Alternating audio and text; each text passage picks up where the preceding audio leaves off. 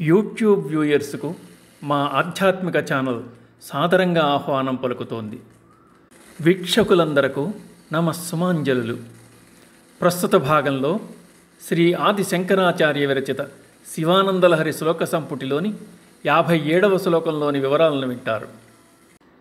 నిత్యం సోదర పోషణాయ సకలాన్ ఉద్దిశ్య విత్తాశయా వ్యర్థం పర్యటనం కరోమి భవతః సేవాం న జానే విభో మజ్జన్మాంతర పుణ్యపాకబలతస్త్వం సర్వసర్వాంతరం తిష్టస్యేవ హితేన వా పశుపతే తే రక్షణీయోస్మ్యహం. నిత్యము నా పొట్ట నింపుకొనుట కొరకై ధనకాంక్షతో ధనవంతుల వద్దకు నిష్ప్రయోజనముగా తిరుగుతున్నాను. సర్వవ్యాపకుడవైన ఓ దేవా, విభో, నీ యందు సేవా పరిజ్ఞానము నేను ఎరుగను. నీ యొక్క భజనమును నేను చేయలేను. సకల జగత్పాలకుడవు, భక్తుల పాపములను నాశముగా వింపగలవాడవు అగు పరమేశ్వర, నా యొక్క పూర్వజన్మకృత పుణ్యపరిపాకం వలన నీవు అన్నమయాది కోశముల కంటే నువ్వు సూక్ష్మరూపుడవై అంతర్యామిగా నా అంతరంగముననే ఉన్నావు కదా. ఆ కారణముగా నేను నీకు రక్షింపదగిన వాడనే అవుదును కదా అంటున్నారు శంకరులు. పంచకోశములనగా మానవ శరీరంలో నిగూఢంగా ఉన్న అన్నమయ, ప్రాణమయ, మనోమయ, విజ్ఞానమయ, ఆనందమయ కోశములు. తినే ఆహారంతో ఏర్పడేది అన్నమయ కోశం. పీల్చే గాలి వలన ఏర్పడేది ప్రాణమయ కోశం. మనస్సులోని ఆలోచనల ద్వారా ఏర్పడుతుంది మనోమయ కోశం. మంచి చెడులను గుర్తించగలిగేది విజ్ఞానమయ కోశం. అన్ని కోశముల కన్నా ఆనందమయ కోశం అతి సూక్ష్మమైంది. ఆనందమయ కోశమే పరమసత్యం. పరబ్రహ్మను తెలుసుకుని అనుభవింపగలగడమే ఆనందమయ కోశం. అయితే అది అంత సులభమైన విషయం కాదు. పూర్వకాలంలో భృగు అనే శిష్యుడు విద్యాభ్యాసం పూర్తి కాగానే ఇంటికి వచ్చాడు. తండ్రి భృగుతో, విద్యాభ్యాసం అయింది కదా, నీలోని పరమ సత్యమేదో దాన్ని తెలుసుకోగలిగేవా అని ప్రశ్నించాడు.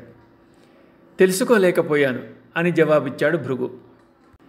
అయితే తపస్సు చేసి అనుభవపూర్వక జ్ఞానం సంపాదించమని మార్గాన్ని సూచించాడు తండ్రి. కొంతకాలానికి భృగు తిరిగి వచ్చి తండ్రితో, ఈ దేహాన్ని నిలబెడుతున్న అన్నమయ కోసమే సత్యం అని గ్రహించానన్నాడు. తండ్రి అతన్ని మళ్ళీ తపస్సునకు పంపాడు. అలా తండ్రి సలహాపై మళ్ళీ తపస్సు చేసి భృగు ప్రాణమయ కోసం సత్యమని, మనోమయ కోసమే సత్యమని, చివరకు విజ్ఞానమయ కోసమే సత్యమని గ్రహించానని చెప్పాడు. అది కూడా సరి అయింది కాదని చెప్పి తిరిగి పంపాడు తండ్రి. పట్టుదలతో ఉన్న భృగు తండ్రి అడిగిన ప్రశ్నకు సమాధానం తెలుసుకున్నాడు. ఆ ఆనందంలో మునిగిపోయి అది తండ్రికి చెప్పాలన్న విషయం కూడా మరిచాడు. ఎంతకాలానికి భృగు రాకపోయేసరికి తండ్రి కుమారుణ్ణి వెతుక్కుంటూ బయలుదేరి వెళ్ళాడు. కొంత దూరం వెళ్ళేసరికి పద్మాసనంలో ధ్యానముద్రలో ఉన్న కుమారుణ్ణి చూశాడు. అతడి శరీరం నుంచి కోటి సూర్యకాంతులు వెలువడుతుండడం గమనించాడు. సత్యాన్ని గ్రహించిన పుత్రుని చూచి సంతృప్తి చెందాడు.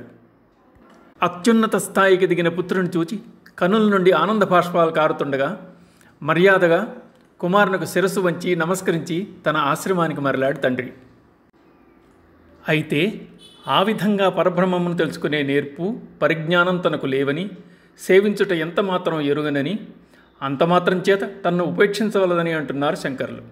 పూర్వజన్మ పుణ్యఫలం వల్ల పరబ్రహ్మ శరీరమందలి పంచకోశముల కంటే కూడా సూక్ష్మమైన అంతర్యామిగా ఉన్న కారణంగా తనను రక్షించవలసింది పరమాత్మేనని అంటున్నారు. మోక్ష సన్యాస యోగంలో ఈశ్వర సర్వభూతానాం హృద్దేశేర్జున తిష్టతి అని భగవానుడు చెప్పినట్లు సమస్త ప్రాణుల హృదయమందు ఈశ్వరుడు అంతర్యామిగా ఉన్నాడు. ఆత్మరూపమున వెలసి ఉన్నాడు. ఎవరి చిత్తము నిర్మలంగా పవిత్రంగా ఉంటుందో అట్టి వారియందు వ్యక్తమగుచున్నాడు. ఈ కారణముల చేత సేవా పరిజ్ఞాన శూన్యుడునయ్యును నేను నీకు అవశ్యము సంరక్షణీయుడునని శంకరులు సహేతుకంగా పలుకుతున్నారు.